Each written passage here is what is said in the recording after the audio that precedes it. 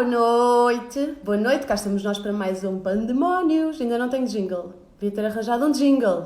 Devia. Estamos aqui para um Pandemónios para entrevistar o nosso amigo e comediante Daniel Duncan. Já vi que está cá o Miguel Castanheira, já entrou, já faltou a aula, não foi? Está aqui o Daniel também já. Havia fazer uma introdução, mas não é preciso porque ele entretanto já cá está. Porquê hoje, vocês conseguem me ouvir? Não conseguem? Façam que sim. Porque eu estou com problemas no microfone.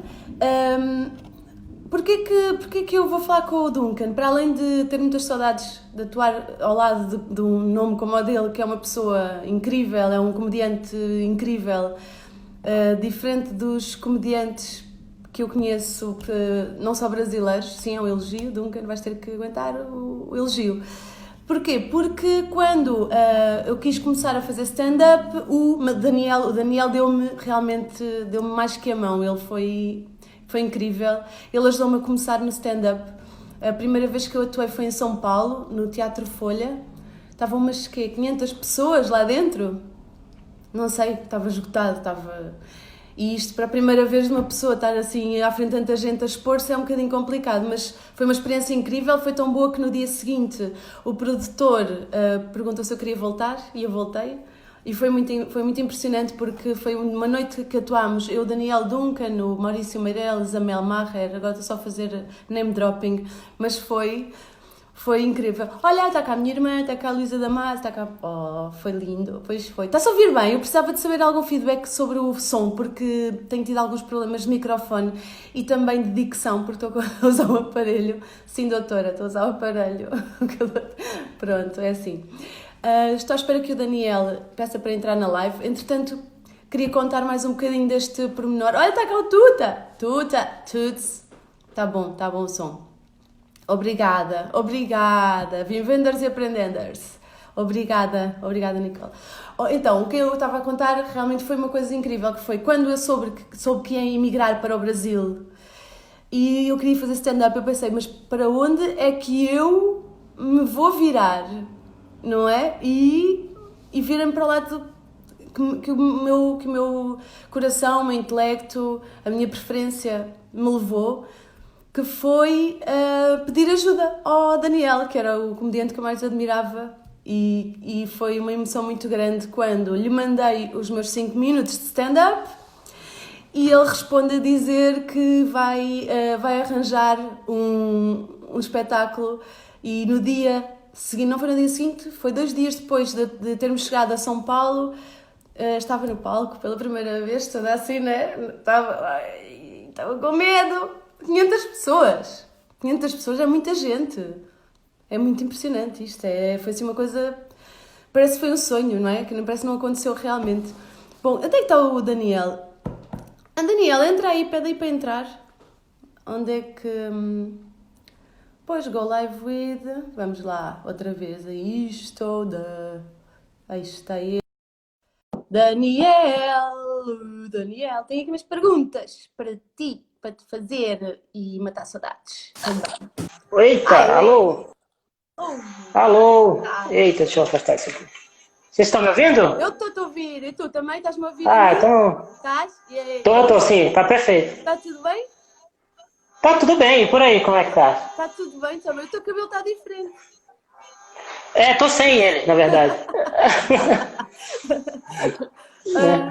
Daniel, como é que estão as coisas por aí? Está complicado ou não? Como é que está? Vamos começar logo numa nota feliz. Como é que está aí a pandemia? Tá... Bom, eu acho que o mundo inteiro tá sabendo como é que tá aqui, né? Não tá muito bem as coisas aqui, né? A gente tá com um presidente aí que escuta uma curandeira e não o ministro da saúde. Exatamente. Você viu isso? Uma moça parou na frente do palácio lá e falou, olha, eu posso curar a Covid com alho e enxofre. E ele arrumou uma reunião para ela no dia seguinte, no Ministério da Saúde. E não havia alho no supermercado? Não havia. Mas há muita Covid. Essa é a diferença. Exatamente. Né? E aí, em Portugal, como é que estão as coisas? Aqui está, assim, sabes aquela frase do Woody Allen que diz que uma relação é como um tubarão, tem que se movimentar para não morrer? Então, Sim. só está um bocadinho um tubarão parado. Então, assim... Mas vocês já estão reabrindo as coisas, né? Eu li algumas coisas sobre isso. Sim, estão a abrir. Mas, por exemplo, aqui em Lisboa, vê-se toda a gente de máscara, que é ótimo para pessoas que estão a usar aparelho, como eu neste momento. É bom que tapa, sabe? Toda a gente tem um potencial supermodelo, não é? É muito bom. Bom, aquele aparelho que coloca assim que deve ser um problema, né? Para colocar a máscara, deve ser uma dificuldade. Ó, Daniel, o que é que aconteceu entretanto? De há quantos? 8 anos para cá? O que é que aconteceu entretanto na cena da comédia? O que é que aconteceu por aí? Abriram muitas casas de espetáculo, abriu o Clube de Minhoca, que eu vi. Sim, muito legal lá, muito massa. Bom. E mais, o que aconteceu mais, entretanto, na minha ausência? Olha, pra falar a verdade, eu sei bem pouco. Assim, na verdade, eu fiquei um tempo afastado, eu fiquei uns dois anos sem fazer stand-up, afastado, mas mudou muito porque tem uma cena mais, eu acho, uma cena mais alternativa do que era... Boa. Que era antes, né? Tem pessoas fazendo coisas muito diferentes, né? Por exemplo, a gente tem um grupo aqui em São Paulo que é só formado por homossexuais, que é muito legal. Boa. Que é uma perspectiva que não tinha há, sei lá, 5 anos. E, enfim, mudou assim. Agora acho que está tendo ramificações, né? Está começando a ter ramificações, públicos diferentes.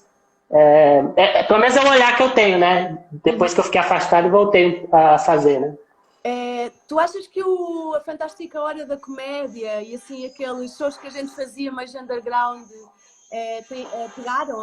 Tem mais sucesso agora? Uma coisa assim desse Com certeza. Uma coisa, não é? Com certeza. Até o próprio Minhoca que você citou, ele é essa vibe, assim. É uma galera um pouco mais diferente, mistura, né, todo mundo. Mistura, não mas, mas eu acho que sim, hoje em dia tá muito mais, o pessoal tá muito mais aberto, eu acho, aquele tipo de coisa, né, que a gente fazia naquela...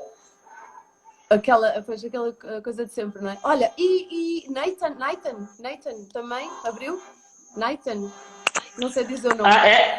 É um grupo dos meninos que eles testam coisas e tal. Eu não sei se é necessariamente um coletivo, eu não sei exatamente, mas eu acho que é um show que eles fazem semanalmente para testar coisas, que é muito legal também. Você vai com o pessoal novo lá e tal, o pessoal conhece. Só para testar material. Eu acho que sim, isso. Uau!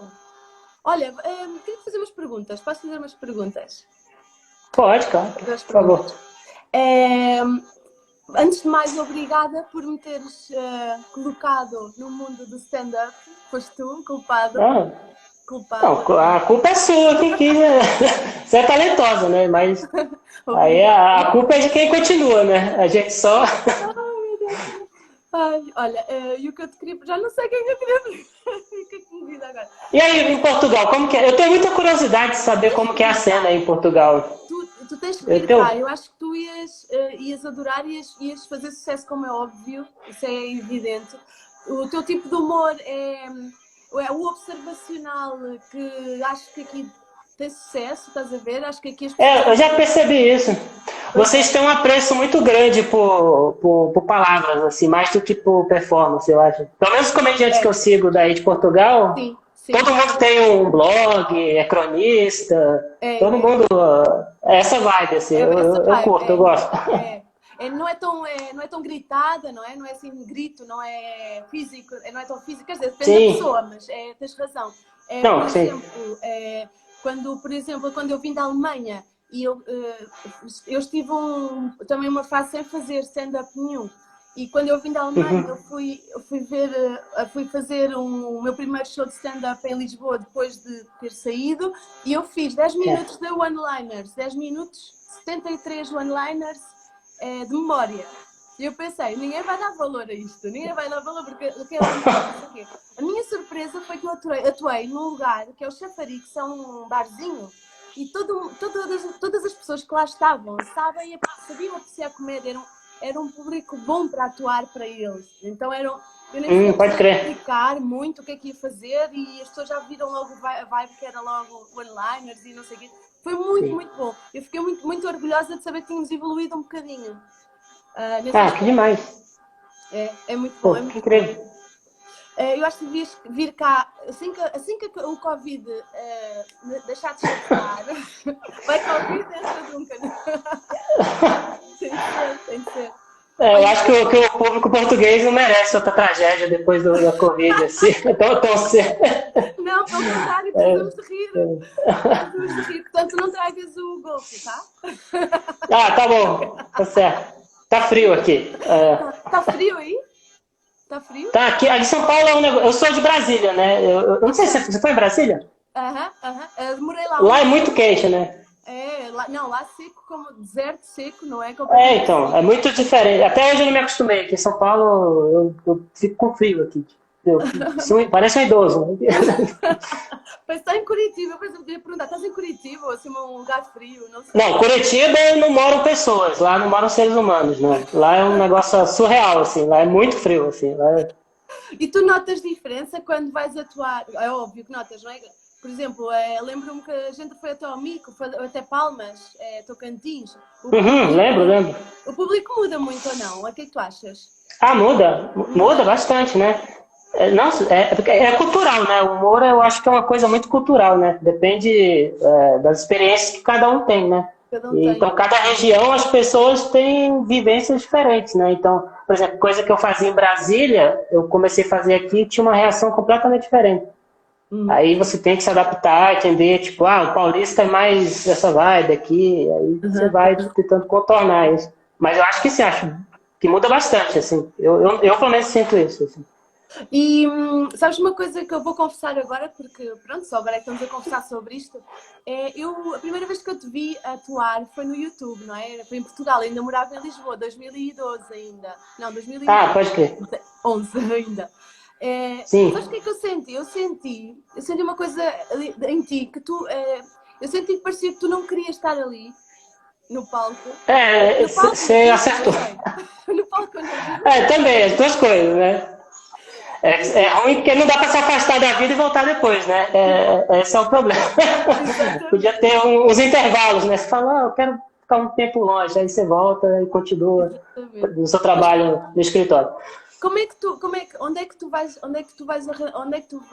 buscar força e motivação para não ficar na cama deitado em posição fetal e a ser hidratado com as próprias lágrimas todo dia? Tem outra opção além dessa? Não, tô brincando. Eu não sei, eu sempre vi o humor como um veículo para coisas que eu queria falar, né? Eu acho que muito das vezes, quando eu era mais novo, eu não tinha muito o que falar, assim, eu não tinha muitos interesses, assim. Mas tinhas então, a escola, né? A escola, o bullying, tudo, né? Tem essas coisas, assim, mas são que ficam muito na superfície, né? Uma hora, acho que até por isso, antes eu tinha menos vontade de fazer do que eu tenho hoje. Hoje eu tenho até mais interesses, assim. Mas eu sempre vi como um veículo, de eu ter ideias, porque quando eu comecei a fazer stand-up, quando eu fui fazer o open mic, a minha motivação foi porque eu não tinha um local para mostrar as coisas que eu escrevo. Exatamente. Eu escrevi em blog e ninguém lê blog. Ninguém lê blog. Ninguém. Se você está pensando em fazer um blog agora, desista. Não faça. Faça stand-up. Porque vai ter 10 pessoas. Vai ter pelo menos 10 pessoas que vão ver o que você está falando. Né? No blog não tem ninguém. Não, todas as visualizações são a sua revisão do blog. Ninguém vai ver nada. Exato. E aí a minha motivação foi essa. Eu tinha coisas que eu escrevia e eu falei, poxa, é um local onde eu posso mostrar e as pessoas vão me dar uma reação direta. Né? É bom, é ruim, é mal. Claro. Então a minha motivação veio mais daí, assim. E até hoje eu acho que eu me mantenho nisso, assim. E, com a Febre do Ego, que foi o seu solo, tu falas muito sobre as dificuldades de ser adulto. Ser adulto é difícil. Sim. Ser adulto, tem boletos para pagar, tem siglas para memorizar. Ser adulto basicamente é saber o que é que significam acrónimos e siglas e ter que pagar. Sim, exatamente. E ao fim Exatamente isso. esse creme hidratante, porque está grande, não é? Uma pessoa cresceu. Exatamente Não isso. é? E tu tens essa vivência do ser adulto como sofres por causa das responsabilidades ou é porque tu querias mesmo ficar criança para sempre? Eu acho que talvez por conta das responsabilidades, assim, porque eu fazia stand-up, eu comecei a fazer com 19 anos, stand-up. Ah, não sabia. Foi muito novo, assim. Aí, Em mentira, com Brasília? 18, em Com 18? Brasília, com Uau! 18 anos. Foi a primeira vez que eu subi num palco, assim, com 18 anos. E aí, quando eu vim para São Paulo, eu tinha talvez 22 por aí. Tava faculdade, 22, 4 anos depois. Uhum. E então eu cheguei muito novo aqui. Com 22 anos você não estabeleceu relações sociais, você não sabe o que é ser adulto, você nunca pagou contas direito, você Sim. é novo, você tem 22 anos. Então, assim, eu sempre tive uma perspectiva muito fria da vida adulta por causa disso, né? Porque toda hora Uhum. me deparava com um problema, né? Eu falei, caraca, é isso? Pois Então é. eu acho que é por isso que eu falo tanto, assim, né? Como é difícil ser adulto, porque traumatizou, né? É, é traumatiza. É uma experiência, não sei quem é que disse, mas ninguém sai vivo desta, né? Ninguém sai vivo É desta verdade. experiência. É excelente isso, é verdade, é isso. E tu tens assim escapes, tu escapas para algum lugar, ou por exemplo, eu gosto de ver o Bob Esponja. Eu gosto de ver Você o Bob gosta de ver o Esponja. Bob Esponja? Por exemplo, eu gosto de ver aquele como. Eu não sei, tem uns programas que eu vejo assim, tipo, como é que eu ia explicar? Meio guilty pleasure, sabes? Meio inconfessável, sabes? Tipo, eu gosto de ver o Bob Esponja, gosto de ver o tutorial de como abrir uma porta, só para rir. Sim. Como respirar, existe este tutorial. Onde é que tu te compensas no facto de ser adulto ser uma porcaria? Olha, eu acho que talvez com a maioria das pessoas vendo reality shows. Uhum. Eu tenho uma obsessão por reality shows, né? Eu não A conheço sério? muitos, mas sempre que tem um eu paro pra assistir, assim. Ai, não Não sabia. tem nenhum que eu sigo. Não Eu sabia. gosto de reality shows, assim. Eu gosto de ver como que as pessoas reagem às situações, né? Que aí eu Uhum. não me sinto sozinho, eu vejo que não é só eu que estou fazendo coisa errada, né? Eu vejo que está Uhum. todo mundo atrapalhado. Eu acho que talvez seja isso a minha compensação, assim, E, né? então interessas-te por psicologia humana ou estás sempre a rifar para a psicologia Eu, humana? eu tenho interesses, mas assim, não muito profundos, né? Eu leio sobre, eu gosto, acho interessante, eu tento aplicar, às vezes, no meu trabalho, porque a gente lida, de Claro. certa forma, com a psicologia das pessoas, né? Uhum. Exatamente. De certa maneira, né? Exato. Comédia é, de certa forma, lidar com a cabeça das pessoas, né? Uhum. Exatamente. Então, é um tema que me interessa, assim, eu não conheço tão profundamente, né? Mas, sim, eu tenho bastante interesse, assim, eu gosto. Você é tímido? Sim ou não? Sim, toda a gente sabe que Eu sim. sou bastante Mas, tímido. claro, nós sabemos, nós somos todos teus fãs, sabemos que és tímido. É só para te deixar Eu mais sou tímida. bastante. Mas olha, queria Eu te percebi. perguntar, queria te perguntar se tu achas que por seres tímido estás a perder alguma coisa que os não tímidos estão a viver e tu não? Ou tu sentes que está tudo bem assim? Está bem assim? Não... Ah, depende do que é a sua timidez, né? Porque às vezes a gente trata timidez sendo que às vezes não é timidez e a gente trata como se fosse, né? Como se Por fosse. exemplo, eu tive Exato. problemas muito sérios quando eu era jovem com transtornos de adaptação, né? De Uhum, não saber conviver socialmente com as pessoas, né? uhum, uhum. E aí eu frequentei especialistas, conversei com pessoas, né? Fiz todo esse processo. Uhum. Mas assim, a timidez, eu acho que é uma coisa que tem que ser. É claro, reclusão é uma coisa boa também, né? Às vezes eu Sim, acho que muita sim. gente trata a timidez como um vilão, assim, mas ficar recluso às vezes é uma coisa boa, né? É Depende dar como para que isso vai observar. atrapalhar.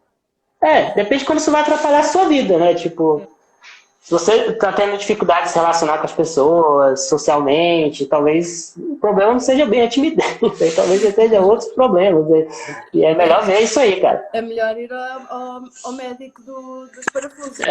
É, Mas eu acho também que há uma coisa que tu tens no teu, que se vê exatamente no teu texto, que é É aquela metáfora do estar no meio da sala ou estar num canto da sala. Tu no canto da sala consegues ver toda a sala e tu no meio da sala Sim, vês uma perspectiva reduzida dessa, não é? Sendo a sala a realidade, não é? Sendo uma sim. metáfora. Isso, eu percebi isso muito quando eu comecei a fazer stand-up, eu também tinha essa perspectiva de que, pô, eu vou falar com um monte de gente, nossa, isso não vai dar certo, eu Como vou é que ter eu vou, como é que eu vou sair vou ter um desta? negócio lá em cima, vou ter um piripaque lá em cima. Mas aí você percebe que, na verdade, você está falando com um coletivo, né? Não é uma pessoa, né? Que eu acho que o problema do tímido é isso. É tipo, ele está estabelecendo uma relação ali com uma pessoa diretamente. Agora, quando são várias pessoas, você não precisa focar em ninguém. Você olha para todo mundo, finge que está olhando e vai falando suas coisas. É muito mais fácil até, né? Eu penso, Isso aqui para mim é terrível. Isso aqui para mim é terrível. Duas pessoas conversando. Isso aqui é assustador, mas a gente tenta. eu gosto da expressão cara de cenário, sabes? Fazes cara de cenário, que é para ficar Sim. tudo bem, cá por fora está Ah, cenário e por dentro está outro cenário diferente, não é? sim, exatamente. Eu queria te perguntar, qual é a tua primeira recordação de infância? Primeira recordação de infância? Nossa, eu não. Olha, a primeira que me vem é extremamente mórbida, assim. Força! Não estamos aqui para alegrar Se vai ninguém. Eu não sei se vai expulsar os seus fãs aí que estão acompanhando. Mas a primeira, eu acho que talvez a primeira memória que eu tenho é que eu estava na creche e uma professora veio me avisar que a minha avó faleceu. Opa! Pesado. E minha mãe estava lá. E aí eu fui pro velório, já ali da creche pro velório. Acho que é a primeira que eu tenho, assim. Sério? E uns 5, 4 anos, assim, eu acho. Mas isso é muito Eu cedo. lembro perfeitamente desse dia. Meu Deus, isso é muito cedo para perceber, não é? Para entender o que é que se passa. Sim, sim. Meu Deus! Eu acho que é porque acho que por isso que eu sou tão cercado por esses temas assim, né? Porque desde cedo eu já fiquei curioso. Porque criança tem uma perspectiva curiosa com as coisas, né? Pois é. Tipo, e com 5 anos você se depara com a ideia de finitude, né? Pois é. Acabou, né? Não vai ter mais. Eu acho que isso acaba mexendo com a pessoa um pouco. E olha, fala-me do teu último solo. Eu agarrei num papel para ver o teu solo, assim para anotar, para apontar os temas e as piadas que eu mais gostava. E acabei com uma lista das tuas piadas do teu solo. Portanto, Poxa, gentileza sua, muito obrigado. Porra, muito obrigado. Esse último solo ele foi uma coisa meio maluca porque ele não tá pronto, né? Ele foi lançado porque os shows acabaram, né? E aí eu não queria ficar com ele na gaveta 1, 2 anos, né? Quando eu percebi que a gente ia precisar de vacina, eu falei, eu vou soltar um disco, assim, com... A primeira vez que eu fiz o solo é o disco. Então ele tá bem cru, assim. Tem hora que eu erro, falo umas coisas, nada a ver. Mas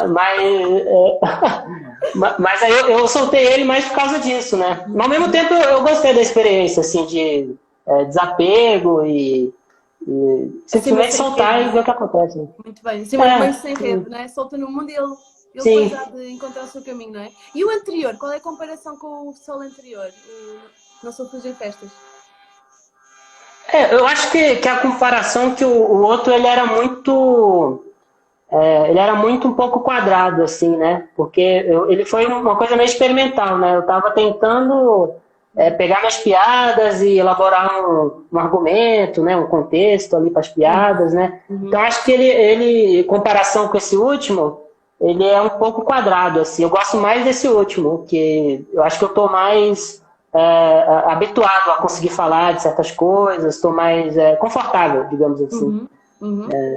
Pelo menos o que eu senti assim, pessoalmente foi isso, assim, essa evolução, assim, de uma coisa mais quadrada para uma coisa... Você está mais à vontade, né? Você tá mais... Sim, claro. E tu notas uma evolução também, não só nos comediantes, mas também no público, ou achas que as coisas estão mais ou menos iguais? Dá uns 10 anos para cá. 8. Eu não sei, é difícil saber, né? Tipo, Eu vejo, assim, eu vejo uma mudança porque eu vejo diferente hoje, porque a gente, como eu falei, a gente tem segmentações hoje, né? Isso não existiria segmentações se não tivesse interesse das pessoas, eu acho. Né? Então, acho que talvez as pessoas estão começando a ficar mais abertas a, a outras formas de humor que não sejam aquelas já mais tradicionais, né? Que sempre estavam aí, né? Sempre ficaram aí, né? Mas eu acho que sim, acho que está mudando, assim, aos poucos. Acho que Achas que o nesse sentido está público. mudando um pouquinho. Eu estou a perguntar isto porque eu produzi uma noite de comédia durante um ano aqui em Uhum. Lisboa, que era o Caso a Rir. Eu queria muito que tu tivesses atuado lá. Queria muito mesmo, mas não aconteceu, infelizmente. Ah, um dia vai acontecer. Um dia vai acontecer. Eu vou continuar a produzir para tu vires cá. Só para... eu Então, senti uma coisa que me deixou, de certa maneira, orgulhosa do público português. Que as pessoas já não. Ou como é que eu ia te explicar isto sem parecer que estou a ser pedante? As pessoas são mais inteligentes e escolhem melhor do que é que se vão rir. Ou seja, antigamente dizias assim numa punchline. E sei lá, eu comi uma gorda, pronto, e toda a gente ria, sabe? Eu comi uma gorda, pronto. E o que aconteceu foi as pessoas já não reagiam da mesma maneira. Tipo, olhavam-se umas para as outras e eu toda orgulhosa. Ai, o meu público é tão bom, o meu público é tão fluido. E sentia que as pessoas estão mais exigentes com os temas, já não basta dizer palavrão, porque isso já não é nada de novo. As pessoas estão a começar a escolher os comediantes mais pela forma e pelo conteúdo do que eu curto aquele cara, ele é maluco, ele faz isso. É um bocadinho mais trabalhado, não achas isso? Não sentes?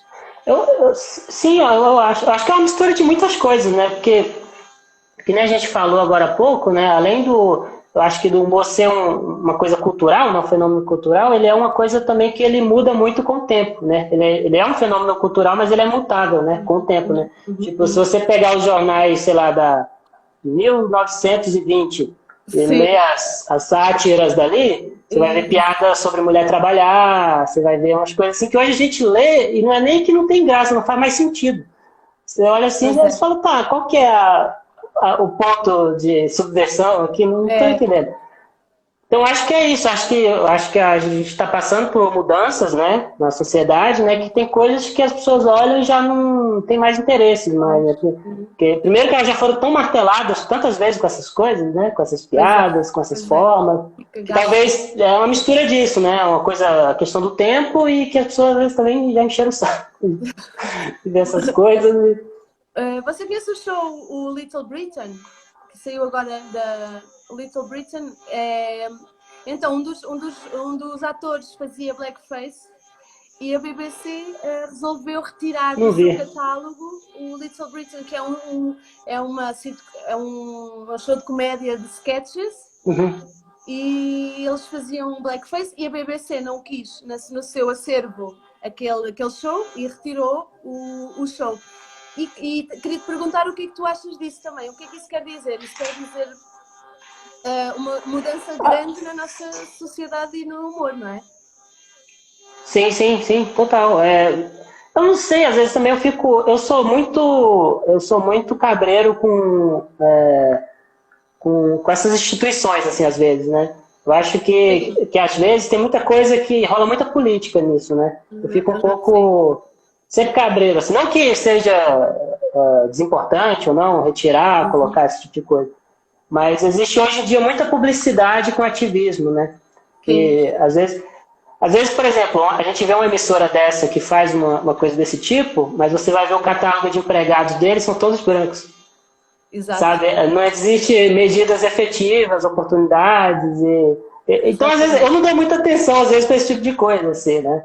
Eu entendo, sim, que a gente tem que realçar e martelar esse tipo de coisas, esse tipo de preconceitos que estavam lá atrás, que não podem voltar.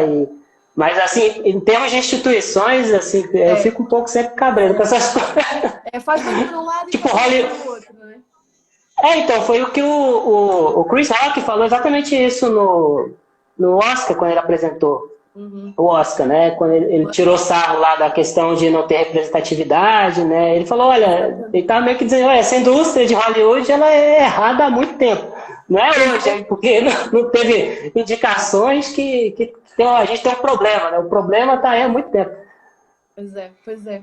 Sabes que eu estava a discutir se seria censura ou não. E eu realmente não acho que seja censura, porque o show continua disponível noutros meios. Censura. Ah, não, nesse sentido eu concordo, sim, sim. Ah, não, totalmente. Nesse sentido eu concordo perfeitamente. Assim. Eu acho que às vezes as pessoas tratam censura de uma forma muito equivocada, assim, né? Por exemplo, tipo, o canal ele tem o direito de escolher. Cara, se você, sei lá, falar mal do patrocinador do canal no programa, provavelmente eles vão tirar seu canal do ar. Exatamente. Assim, eles têm esse direito, eles podem tirar do ar pelas coisas mais esdrúxulas que você considera ou não. Então, eu acho nesse sentido, eu não acho que é censura, assim. Eu acho que não, pelo menos. Né? Eu também acho que não, mas sinceramente já me aconteceu pensar se eu estaria a fazer. Ou seja, quando eu produzia à noite o Cais a Rir, eu oferecia-me para ajudar os comediantes open mic com o seu texto. Ou seja, eu via o texto dos comediantes antes deles subirem ao palco pela primeira vez, não é? E eu vou-te dizer que 99,9% das pessoas que passaram pelo palco, eu ajudei quase todas. Não, 99,9% estou a exagerar, mas eu não sei porcentagem, eu sou de humanas também. Não faço ideia. Pronto. Mas sei que o que aconteceu foi, houve um open mic que me enviou um texto que era bastante machista, bastante chauvinista, bastante sem punchline, só tipo, sei lá, dizer para a namorada ir para a cozinha, cozinhar, assim uma coisa muito... Eu pensei assim, mas eu nem sequer concordo com este tipo, não está bem feita esta comédia, não está bem feita esta punchline, não está bem feito o texto. Esta pessoa só quer ir para o palco, enxovalhar alguém ou alguma instituição, alguma coisa, só quer ir fazer as neiras para o palco. Então, eu neguei a uma pessoa, uma só. E fiquei com isso, fiquei a pensar, eu neguei esta pessoa a ir a este palco, mas há mais palcos. Sim. Certo? Portanto, eu não o apaguei, não pulverizei, não é? Ou seja, depois eu comecei a pensar, será que eu estou a censurar? Não estou a censurar. Eu estou simplesmente a optar pelo tipo de noite que eu quero um tipo de noite mais underground, quero um tipo de noite mais intelectual, mais, não é? Dê mais para pensar, as pessoas vão para casa pensar, não é? Depois depois de rir é que vem o pensamento. E eu lembro-me de ir para casa, quando saía dos teus shows, ia para casa a pensar, isto é um bom texto, isto é uma boa abordagem. Eu adoraria ter as ferramentas e acho que tu, por tudo o que te aconteceu de mal e tudo o que aconteceu de bom é o resultado do teu show hoje em dia. Ou tu achas que os últimos anos é que interessam mais para o teu solo, último solo? Eu acho que é uma mistura um pouco de tudo, assim, né? Tipo, eu sempre tento colocar no meu texto experiências pessoais, né? Mas de uma forma meio disfarçada, assim, né? Por exemplo, quando eu falo no primeiro especial, quando eu falo da festa na casa da minha ex, eu basicamente fui na festa da minha ex. Nada daquilo aconteceu. Assim. Mas nada daquilo aconteceu. Ela falou, fica, vai ter bolo. Isso nada aconteceu. Mas o sentimento que eu tive foi aquele. Então, porque o sentimento de deslocamento que eu tive lá foi esse. Então, eu tento pegar essas experiências e transformar elas em uma história, seja lá, uma piada, seja o que for. Então, acho que é uma mistura de tudo. Assim, o último, ele também é uma construção, assim, nesse sentido das experiências que eu fui acumulando ao longo da minha vida, né? Por exemplo, tem coisa que eu falo no primeiro que nessa eu já discordo nesse show. Você vê uma pessoa descobrindo as coisas, né? Porque a vida é assim, né? A gente retoma um ponto, volta a outro, né? Pensa de uma forma diferente em alguma coisa. É isso mesmo. Olha, e como é que foi a experiência de ser roteirista da noite? Gostaste? Foi uma experiência boa? Sim. Foi. Eu acho que trabalhar com roteiro, seja em qualquer área, é uma experiência muito boa, assim. Tu gostas mais de roteiro ou gostas mais de fazer stand-up? Eu, ultimamente, nos últimos anos, eu gosto mais de roteiro, né? Eu tenho trabalhado para isso, inclusive, para fazer essa migração para roteiro de cinema, né? É o que eu realmente tenho paixão, assim. Mas e se tu não fosses nem comediante, nem roteirista, eras o quê? Olha, eu estudei publicidade, né? Sim, Provavelmente eu acho que eu seria publicitário, assim. Muito eras provavelmente, assim. copywriter. Pensando bem racionalmente, assim, eu Eras seria redator, né? publicitário. Sim, E terias que ir para São Paulo de qualquer das maneiras. Tu vais a Brasília muitas vezes? exatamente. Vais a Brasília muitas Desculpa, vezes? eu vou bem pouco, na verdade, assim, eu vou uma vez por ano, porque eu trabalho aqui em São Paulo, então às vezes é muito difícil, Claro. às vezes mas eu tento ir sempre que eu posso, assim. Eu gosto muito de Brasília, Brasília é um lugar muito legal, assim. Pena que as pessoas têm uma visão muito errada por causa política e etc, né? É, Mas é um Brasília lugar não é muito só maneiro, assim. política, não é? Não, é um lugar muito legal. É, claro que sim. E tu sabes como é que está a cena da comédia lá? Eu já não há muito tempo não ouço falar.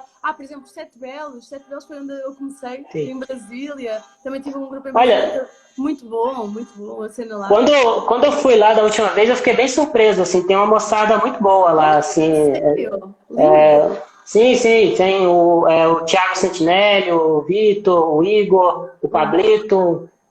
Tem muitas pessoas lá que estão fazendo um movimento, assim, com propostas diferentes, assim, e é muita gente fazendo. Eu fiquei muito impressionado, muitos opens, muitas pessoas querendo entrar na comédia. Uhum. E eu acho que falta só uma fagulha, assim, Uhum. Uhum. para começar a sair muitos comediantes de lá, né? Porque tem muita gente boa lá. Que bom, olha, não fazia ideia, não tinha ideia nenhuma como é que está a cena. Aliás, eu estou a pensar eu queria convidar o Edinho. Ah, sim.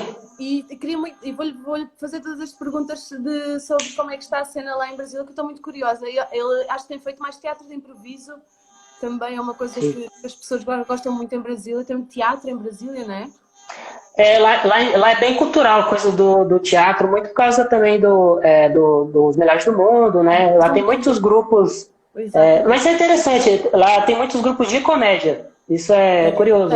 É, Não é só grupos de teatro que fazem peças sérias, mas grupos focados em fazer esquetes humorísticas. É uma coisa que eu acho bem interessante de Brasília, assim. sabe o Santiago Melo? O Santiago Melo era do meu grupo Sei, de. sei. Nós tínhamos um grupo de comédia lá, tínhamos um grupo de stand-up lá em Brasília. Era muito bom, foi muito bom. Foi Ah, muito demais. engraçado. Que é que eu queria te perguntar? Tens alguma, como é que se diz, alguma vontade de ter um show de TV só teu? Sei, sabia? O salário eu definitivamente adoraria ter, mas eu não sei. Tudo que eu faço na minha vida, assim, eu tento ter uma motivação clara, né? Até para não perder tempo assim mesmo, assim. Uhum. Tem coisa que eu não faço porque eu realmente não tenho interesse, assim. Interesse, claro, claro. Eu acho que é isso que às vezes as pessoas têm que. Porque eu sinto às vezes que o pessoal, especialmente da comédia, eles têm muito esse. Eles são muito jogados à maré, né? Por exemplo, se está todo mundo agora fazendo TikTok, eu preciso fazer um TikTok. Pois é. Você não precisa fazer um TikTok. Você pode fazer o que você quiser, Você pode literalmente. ficar Você com a pode sua escrever. dignidade, não é? Ou também, assim, eu confesso que eu admiro, né? Eu não consigo esse nível de exposição, assim, eu acho bem admirável. Eu não consigo, também não. Mas, assim, você não precisa nunca seguir a maré nenhuma, você pode fazer o que você quiser. Se você quer escrever livro, cara, vai escrever um livro. Se você quer ser roteirista, começa a roteirizar, chama seus amigos, tenta filmar que você roteirizou.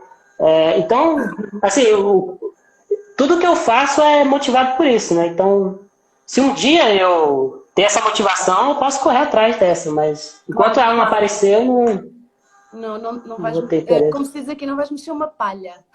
Não vais fazer. Exatamente. Falar em amigos, tu, quando uma pessoa tem um grupo de amigos, tu tens um grupo de amigos em São Paulo ou tens assim um grupo de amigos com quem estás mais vezes, mais tempo, ou és um lobo solitário? Não, tem pessoas que eu falo um pouco mais, outras menos, mas é complicado, né? Especialmente nesse meio que a gente vive, estabelecer vínculos mesmo, pessoais com as pessoas é uma tarefa fadada ao fracasso, assim. E é realmente muito difícil, assim, porque são relações que às vezes são muito pro trabalho, às vezes não é uma relação pessoal de fato, né, que você vai poder ter uma construção. Eu acho que isso em qualquer trabalho, né? Acho que todo mundo que trabalha nesses meios que você precisa conviver com pessoas, é sempre muito difícil você estabelecer vínculos, né? Mas, sim, tem pessoas que eu falo um pouco mais, tem outras pessoas que conversam um pouco menos, mas é um número bem pequeno, assim, porque por causa disso, eu acho muito difícil você estabelecer vínculos nessa profissão, e especialmente depois que você vira adulto, né? Eu acho... Não é igual criança. Criança é amigo de todo mundo. É mesmo. Sim. Adulto é desconfiado. É mesmo, é mesmo. Sabes que eu tinha uma espécie de uma dismorfia, chama-se dismorfia, né? Porque quando eu via, agora já estou um bocadinho mais curada, mas quando eu via eu acho que eu tenho síndrome Peter Pan, né? Eu acho que eu sou uma criança, basicamente. Então, às vezes, quando eu via uma mãe e uma filha, eu achava que estava mais próxima da realidade da filha do que da realidade de ser mãe, de ter uma filha. Então eu identifico mais com as crianças do que propriamente, não é? Com o facto de ser adulto e ter esta responsabilidade. Eu não sei contabilidade, eu não sei fazer o IRS. O IRS é que é a renda. Eu não sei fazer isso. Mas... Não, eu também não faço a menor ideia. Eu sou o contrário, eu me identifico muito com o idoso, eu adoro idoso. Um idoso irritado, eu adoro idosos. Adoro. Sim, Um idoso irritado é um sábio. Não sei se vocês já viram um idoso reclamando numa fila de banco. É uma coisa... Eu me identifico com isso. Eu gosto... Ele diz o que sente e não tem tempo para discutir com ninguém. Sim. Ele vai na raiz de todo problema, o idoso. Assim. Porque o idoso não tem tempo a perder, né? Porque daqui a pouco, né? E o teu livro? Ah, sim, eu lancei um livro. Eu quero muito ter o teu livro, mas eu acho que não entrega aqui em Portugal, pois não? Pois eu fiz ali uma tiragem independente, né? Então eu vou lançar ele de forma normal, assim. Ele chama A Anatomia da Piada. É um livro de ensaios que, desde quando eu comecei a fazer comédia até há pouco tempo, eu sempre mantive uma espécie de diário de anotações, assim, né? Tudo que eu lia, eu anotava, guardava, e aí eu peguei todas essas anotações e montei um livro, assim, com ensaios, né? Então tu não escreveste num ato só, tu foste compilando textos? Não. Textos de 8 anos atrás, eu mantenho muitos arquivos, né, em casa, né? Eu tenho caixas e caixas com coisas que eu anoto, e aí esse livro surgiu dessas anotações, né? Tinha muitas anotações, aí eu li tudo, fui dando uma polida, assim, e aí saiu o livro. E é para as pessoas, através das tuas vivências, saberem o que é ser tu, é isso? Não, na verdade o livro, a ideia, ele é baseado num livro americano que eu li uma vez, chama Anatomia da Melancolia. Que é uma pessoa que tenta analisar a melancolia de uma maneira objetiva, assim. Aí o meu objetivo no livro é esse, assim, eu falo zero da minha vida no livro. Okay. É uma coisa que eu sempre odiei em livro sobre humor, livro técnico, que são 10% de coisas de fato interessantes para humoristas, para quem se interessa por comédia, e 90% é falando da vida da pessoa. Okay. E não me interessa esse tipo de coisa, assim, eu acho que isso não é interessante, né? Exatamente. Então eu tentei escrever um livro que fosse ensaios técnicos sobre humor, né? Então eu falo de construção, falo de como fazer uma piada, do que é uma piada, assim, do ponto de vista filosófico, do ponto de vista de humorista. E aí eu uso outros momentos para... aí são textos mais subjetivos, né? Que é como que eu me relaciono com comédia, né? Tipo, a relação que eu acho que a comédia tem com a própria morte, que a gente estava falando agora há pouco, ou com outros assuntos, né? Fala um pouco de liberdade de expressão também. Então, é um compiladão de ensaios sobre humor, assim, mas bem menos focado na minha vida mesmo, assim. Porque a minha vida não é interessante. Na vida zero inteligente. Acho que é assim, não se pode comparar uma coisa que não é comparável, que é, tu achas que não é, mas já disseste aqui várias coisas pelas quais tu passaste, que não sei se interessante é a palavra, mas puxadas. Aqui a gente chama puxada, é puxada, não é? É puxada. Ah, então tá bom, pode ser. Vou deixar uma marca. Vou começar a olhar dessa forma. Olha, como é que eu encomendo o livro? Eu queria ter o livro. Como é que eu faço? Eu vou enviar para você, a gente vai dar um jeito e esse livro vai chegar aí em Portugal. Estão a perguntar, estão aqui um monte de gente a perguntar. Vou contratar alguém para passar o livro para o digital, mas à mão. Tipo, a escrever, copiar o livro. Não, sim, a gente vai arrumar um jeito, assim. Tá bom. Está aqui gente a perguntar como é que consegue o livro. Eu não vou no correio agora, vocês fiquem avisados. Eu tenho medo de correio. Eu tenho medo. Essa Covid aí, tipo, mexeu com todos os meus paranoias. Eu não saio de casa, assim. Fiquem avisados aí. Nossa, eu vou no mercado, é tipo. Eu acho que eu vou pra uma guerra, assim. Tipo, realmente, eu fico muito paranoico com essa. Credo! Como é que você está se relacionando com essa coisa toda aí? Você não está assustado? Eu estou assustadíssimo, isso é muito bizarro. Daniel, é muito eu já era germófoba antes disto começar. Eu preferia... Não, agora você morar numa bolha, né? Enrolando numa bolha. Eu queria uma bolha, assim, tipo Bubble Boy, sabe? Tipo uma bolha. Sim, exatamente. Estou feliz aqui, zero partículas. Exatamente. Quando eu li que o corrimão do shopping era mais sujo que a areia da praia. A areia da praia tem pés, e tem cães, e cachorros, e tem crianças a vomitar, e eu preferia, sempre que eu me lembrava disso, eu preferia partir os dentes da frente do que segurar o meu corrimão da escada rolante do shopping. Eu me identifico com a coisa... É uma coisa estranha porque ao mesmo tempo eu apanho muitos vírus. Eu tenho muitas amigdalites, muitas faringites, eu tenho medo dos vírus, tenho medo das bactérias, tenho mesmo medo. E eu tenho uma máscara toda especial. E tu também estás passado com isso, não é? Não, eu tô assustado com isso. Eu que sempre me afastei das pessoas, agora quero ficar próximas delas. Isso é muito estranho, eu tô tentando me entender isso. Né? O isolamento, que pra mim era uma coisa tão boa, tá ficando um pouco estranho. Eu não tô gostando.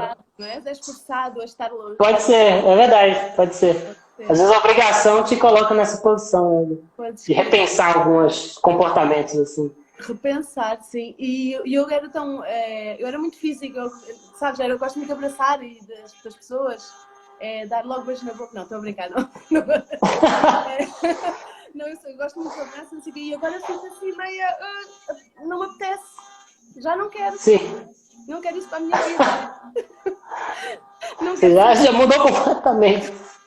Eu também me aconteceu a mesma coisa que a ti, só que... sim, ao contrário. Foi ao contrário para mim. Só que como uma pessoa normal, né? Exato. Exatamente. Queria só... ok, então ainda temos 10 minutos. Já passou! Então o tempo já passou tão depressa. Estamos aqui que loucura. Que doideira. Eu ainda não perguntei tudo, ainda não... a pandemia acabou lá fora, inclusive. Cábula para perguntar coisas. Sim. A gente vai terminar a live e já vão ter inventado uma vacina. E já vai sair. Pergunta. Você faz live colado da cintura para baixo ou já aprendeu que fica colado na cadeira? Eu não...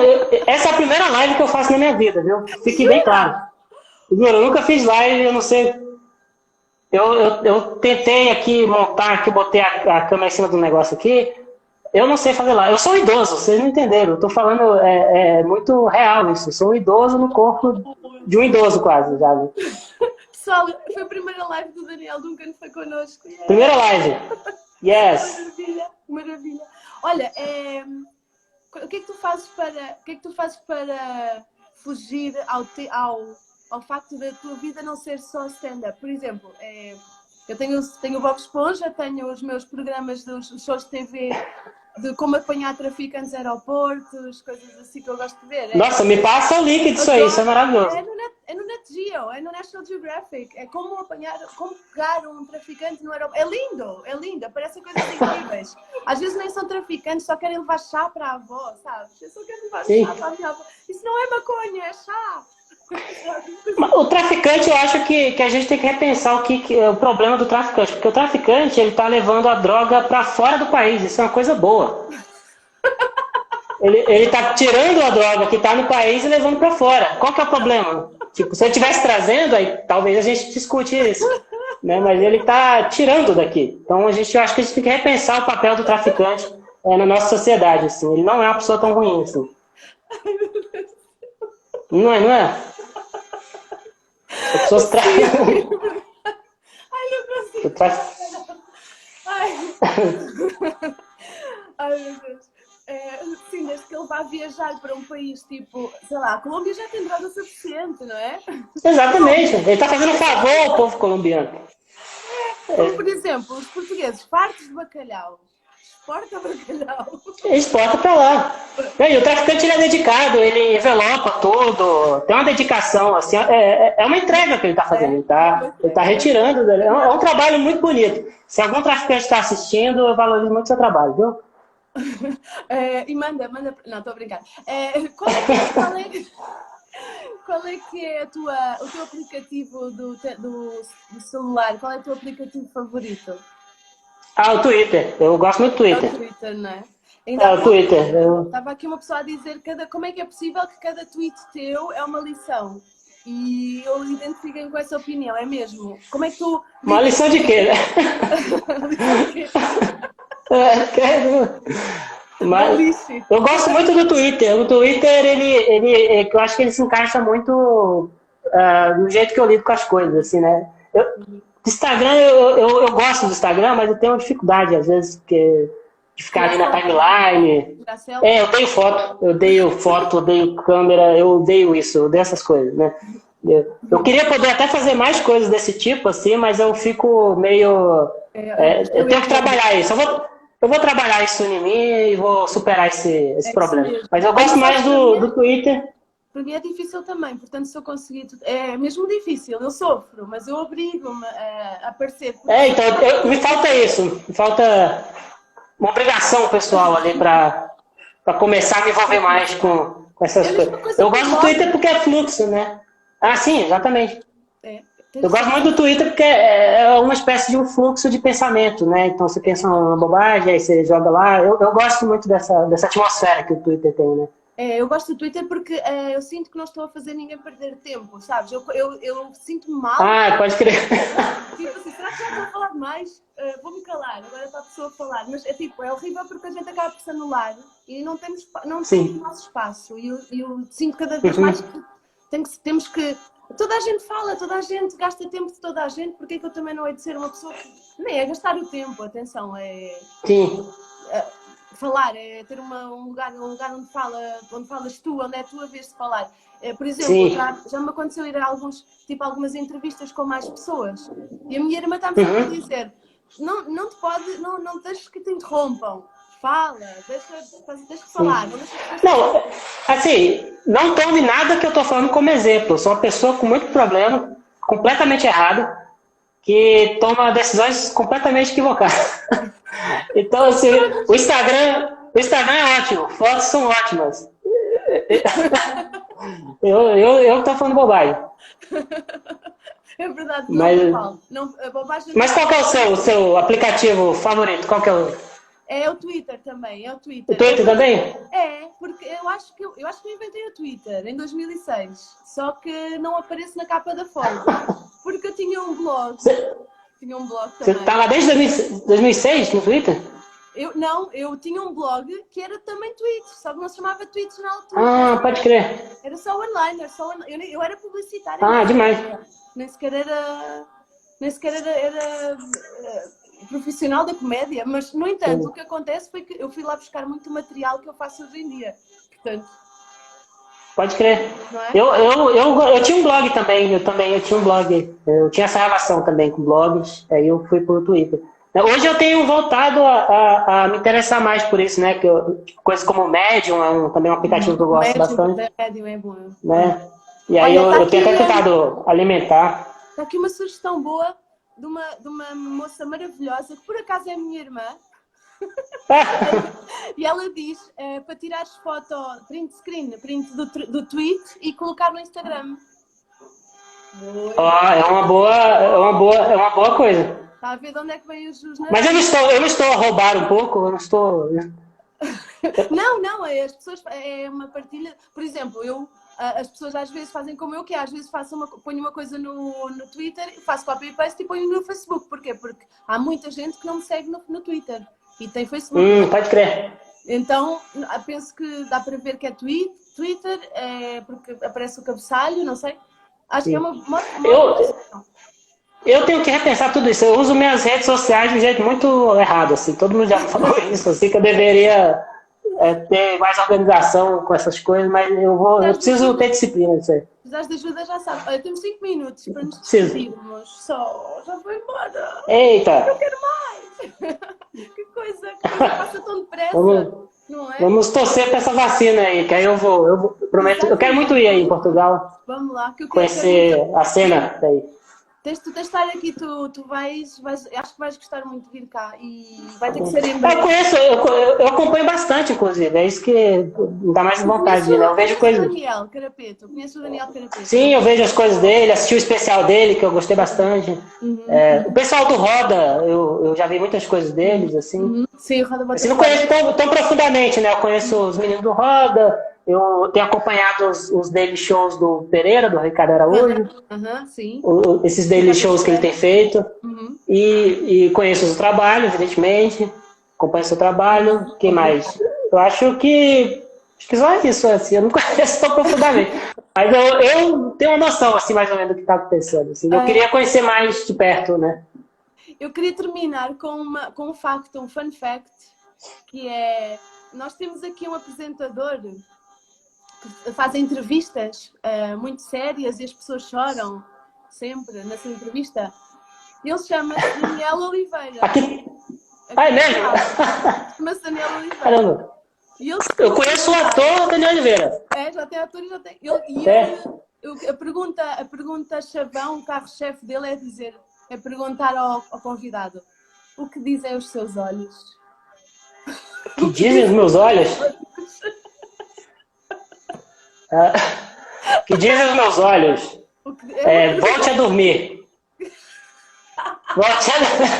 É o que meus olhos se comunicam comigo.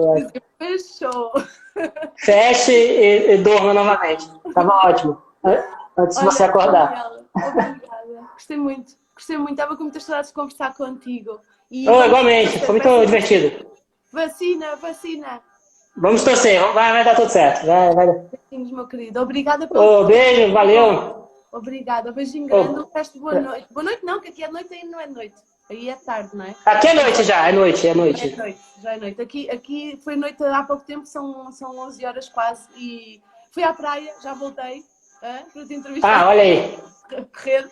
Olha, vamos fazer isto em breve outra vez, que acho que houve muita gente que não tinha horário para estar hoje a assistir.